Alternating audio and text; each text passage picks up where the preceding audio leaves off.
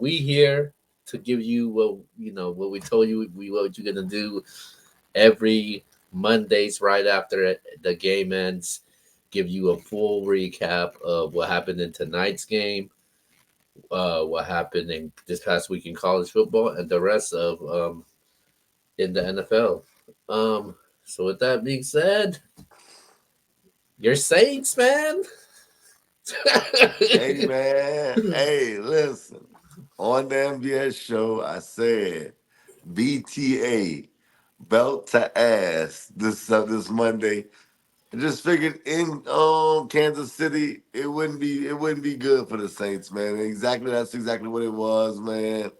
The Chiefs really low key got in the red zone pretty much every drive. I think 7 of the 9. I think it was some crazy stat like that. And they came away with field goals. But had they scored touchdowns, this game wouldn't even been as close as the score indicated.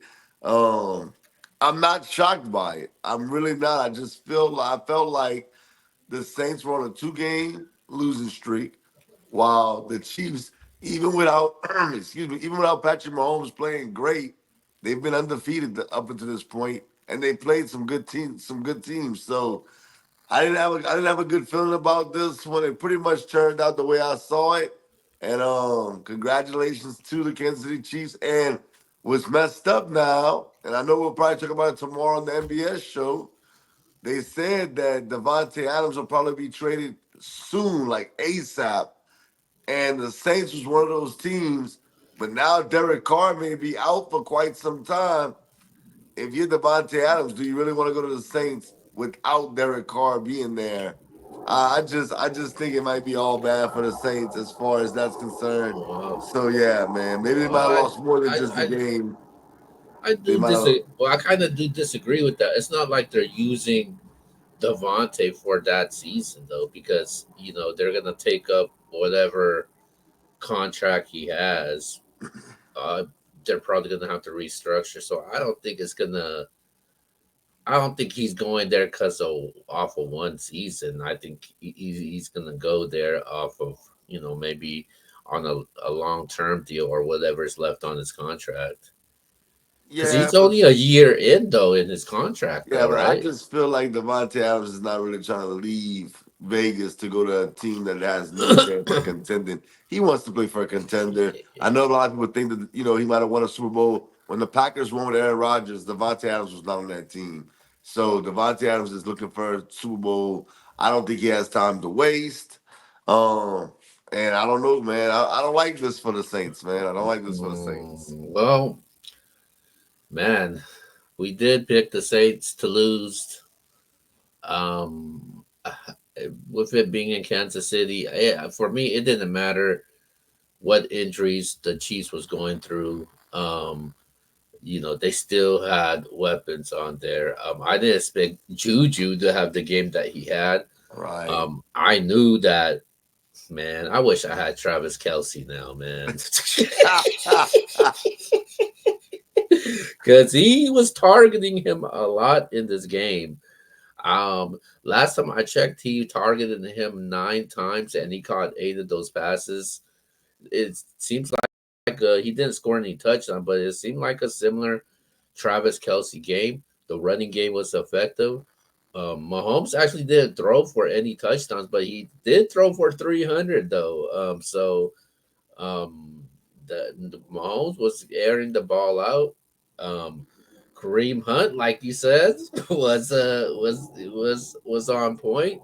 As a matter of fact, both of our sleepers pulled it out, man. I had Jalen Tolbert, you had Yep. Kareem Hunt. So And yeah, Mahomes made that crazy third down play, 3rd and 8. I mean, he got the first down. That was crazy, man. He making the Saints defenders look silly out there. yeah, man. It was the Chiefs did whatever they wanted to do with them. Um, Saints, they were just really ineffective. They had some big plays. Kamara couldn't get the ball rolling. Chris Olave, he was like a ghost out there. Like, I think the last time I checked, he had 2 receptions.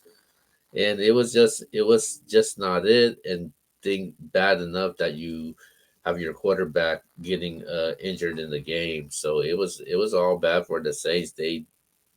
I feel like they did compete in this game though, man. Like you look at the teams that the Chiefs went up against, like teams like Atlanta, they really were competing and competitive. And this was a bad game for the Saints. Bad game plan against the Kansas City Chiefs. Yeah, I'm not mad at that, man. For sure, I agree everything you just said. The Saints did not play well tonight. Shout out to Saunders though, man. He made a couple of good plays. Had the pick against Patrick Mahomes. That was fire. That was That the was a one. moment. That was the moment. That was the moment. So I mean, I just think that the Saints need to come back to the drawing boards and hopefully next week, with a better game plan against Tampa Bay. All right, man. So let's get straight to it. Winners and losers. NFL first, right? Yeah, NFL. All right, my winner is the Atlanta Falcons. I mean, Kirk Cousins and the Falcons. I know I'm going all the way back to Thursday night, but Kirk Cousins, that is why they brought him to Atlanta. You like that. You like that. You like that. Kirk Cousins, man, he pulled that one out of his hat, man, and that was a phenomenal victory over a team that's in his division. Right now, both teams are 3-2. That was a big win for him and the Falcons. And Bijan hasn't even played great. So I think the Falcons still have another level they can get to, even though they're 3-2 early in this season. So I'm gonna say the Falcons are my biggest winner. My biggest loser, though, man. There's a few teams I could say, but I'm gonna go to Cincinnati Bengals, man. And I've been defending them on the MBS Oh, show week in and week out. I just feel like you're up 10 at home against the Baltimore Ravens, a division rivalry, and you got to close that one out. Joe Burrow throws the interception and let the Ravens back in it. Even whenever they go into overtime, they have a bad snap, and McPherson misses the winning field goal. And then after that, you pretty much knew that Baltimore was going to win that game. It just felt like it. And that, lo and behold, that's exactly what happened. Derrick Henry gets down the field, and the Baltimore Ravens win it. And I just think that right now, I'm not ready to press the panic button. I know people's going to say, X, you not ready. You still not ready to press the panic. I'm not. They get to play the Giants, even though the Giants did have a good win, and Seattle could be another loser and they went without Malik Neighbors. I'm still not ready because I see the glimpse that I'm looking for from the Bengals offense. The defense has to play better. But yeah, this week I have to say the Bengals is my biggest loser. man, my biggest winner is the Dallas Cowboys, man. Hear me out. People may think, okay, he was a Cowboys fan. Of course he's gonna say that. He's been trolling everybody since the game's been over on social media. But hear me out when it comes to this though. So the Cowboys were underdogs in this game.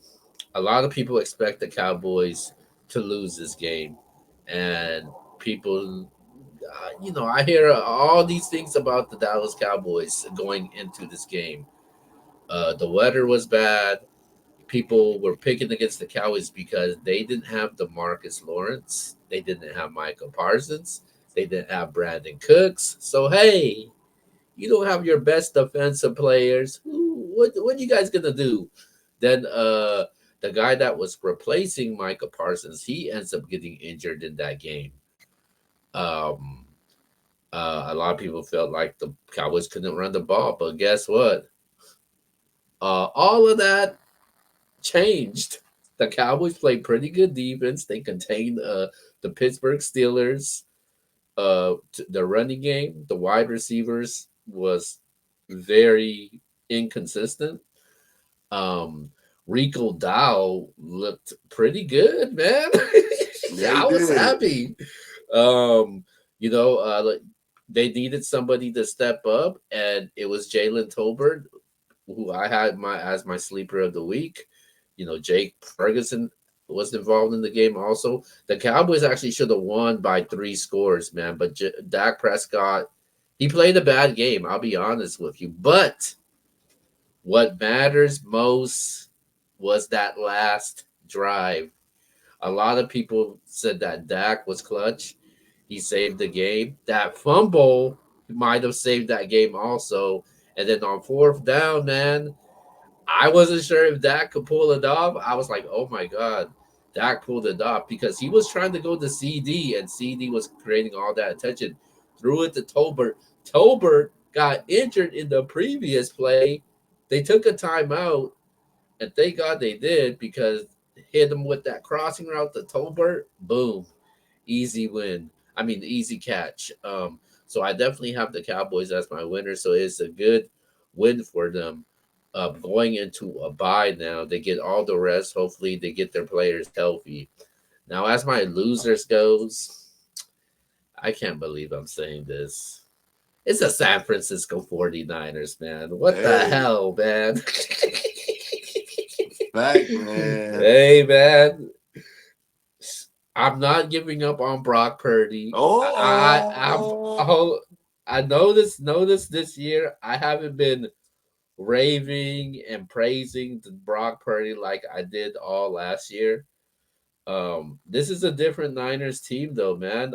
They blew another double digit lead again, man. I don't know how they keep doing this. First it was against the Rams, then they do it again. against Man, another divisional team. man, they're 0-3 in the freaking NFC right now. All their losses has been against these guys, the NFC.